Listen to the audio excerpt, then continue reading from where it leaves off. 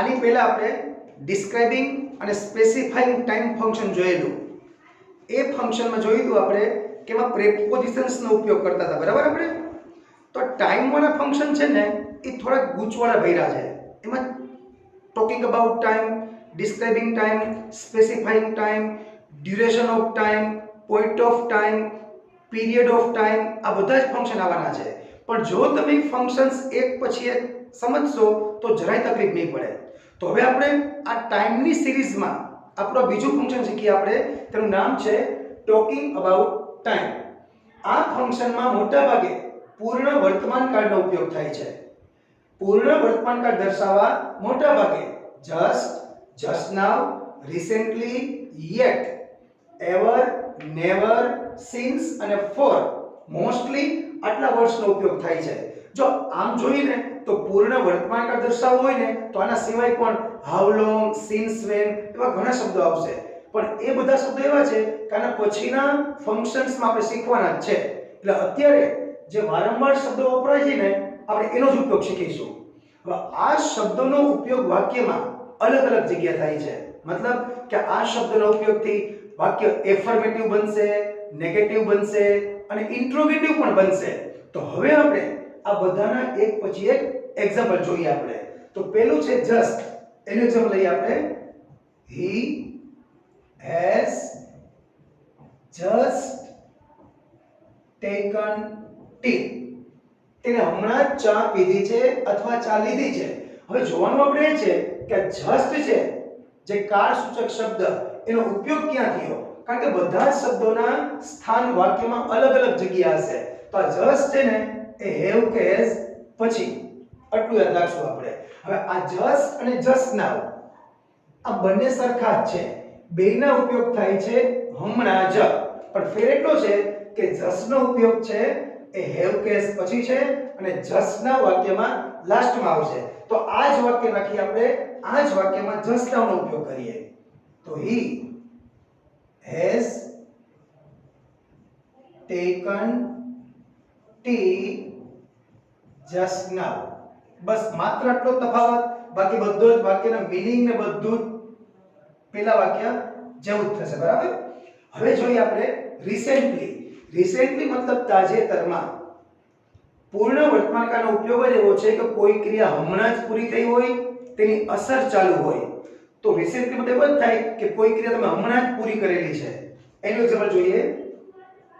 They have recently sold that house.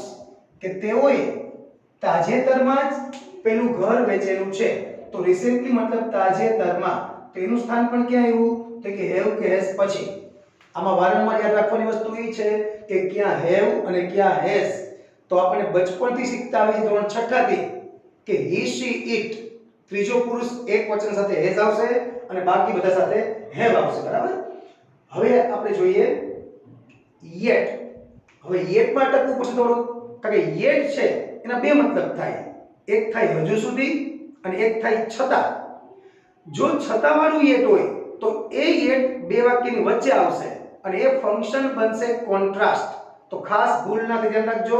જો single વાક્ય હોય અને yet છેલ્લે હોય તો એ મતલબ હજુ સુધી, ટોકિંગ અબાઉટ ટાઈમ. જો yet બે વાક્યની વચ્ચે આવે, બે વાક્યને જોડનાર તરીકે હોય, વિરોધાભાસ બતાવતું હોય તો એ ફંક્શન્સ બનશે કોન્ટ્રાસ્ટ, બરાબર. તો આપણે પૂર્ણ વર્તમાન કાળનું છે, ટોકિંગ અબાઉટ ટાઈમનું છે. એનો ઉપયોગ વાક્યમાં થશે છેલ્લે અને મોસ્ટલી નેગેટિવ વાક્યમાં આવશે. એનું એક્ઝામ્પલ જોઈએ આપણે.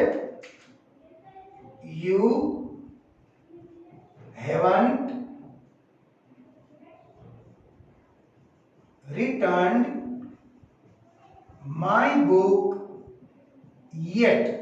મતલબ તમે હજુ સુધી મને મારી બુક પાછી આપી નથી.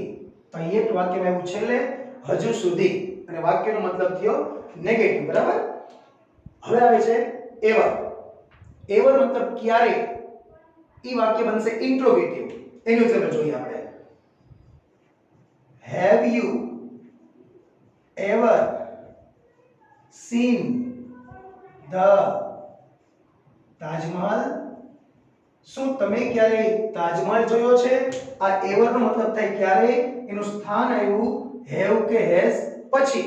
આ તો પ્રશ્નાર્થ વાક્ય છે એટલે આપણે બદલી ગયું હોય, બાકી આ વાક્યમાં આવશે વચ્ચે. આના સિવાય તમે આમાં તો ઘણા બધા એક્ઝામ્પલ આવે. શું તમે ક્યારે ઈંડું ચાખ્યું છે? Have you ever tasted an egg? એ વાક્ય પણ આવશે. Have you ever met my father? શું તમે ક્યારે મારા પિતાજીને મળ્યા છો? એવા એક્ઝામ્પલ પણ આવશે. હવે જ્યારે આ પ્રશ્ન પૂછ્યો હોય અને એનો જવાબ તમારે નેગેટિવ માં આપવો હોય તો એ વખતે ઉપયોગ થાય નેવર નો. નેવર નેગેટિવ દર્શાવશે. નેવર પોતે જ નેગેટિવ છે એટલે નોટ નો ઉપયોગ નહીં થાય. બરાબર? એનું એક્ઝામ્પલ જોઈએ આપણે. હવે જો આ જોઈએ આપણે, હી સાથે હેઝ આવ્યું, હી સાથે હેઝ આવ્યું, ધે સાથે હેવ, યુ સાથે હેવ અને યુ સાથે પણ હેવ. હવે જો કોઈ છોકરા છોકરીનું નામ હોય તો એની સાથે પણ આવશે હેઝ, કારણ કે ત્રીજો પુરુષ એકવચનમાં આવે. તો જોઈએ, Milly, Milly has never, Milly has never drunk T.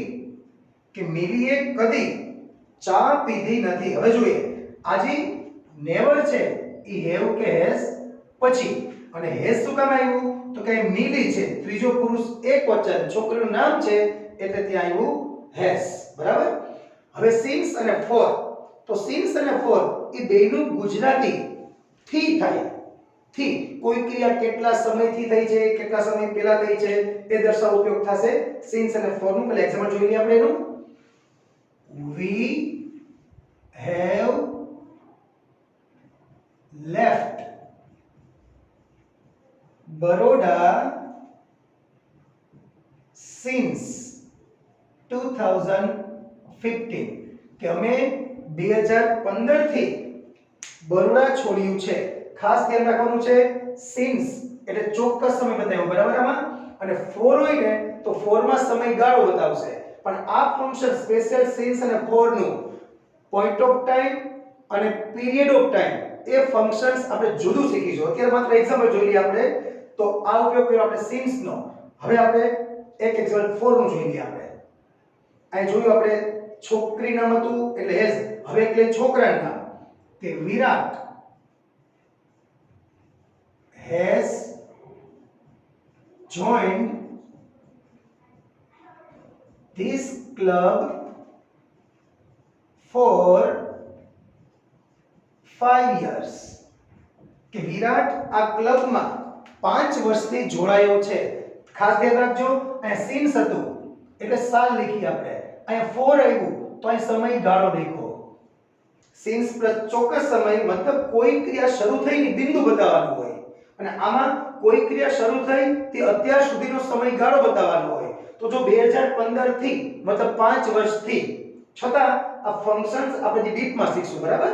હવે આમાં બે વસ્તુ ખાસ હજી રિપીટ કરી આપણે કે આમાં યેટ આવ્યું, આ યેટ એટલે કોન્ટ્રાસ્ટમાં આવશે તો વચ્ચે આવશે, છેલ્લે આવે તો એ ટોકિંગ અબાઉટ ટાઈમમાં હોય. અને આવું જ છે નેવર.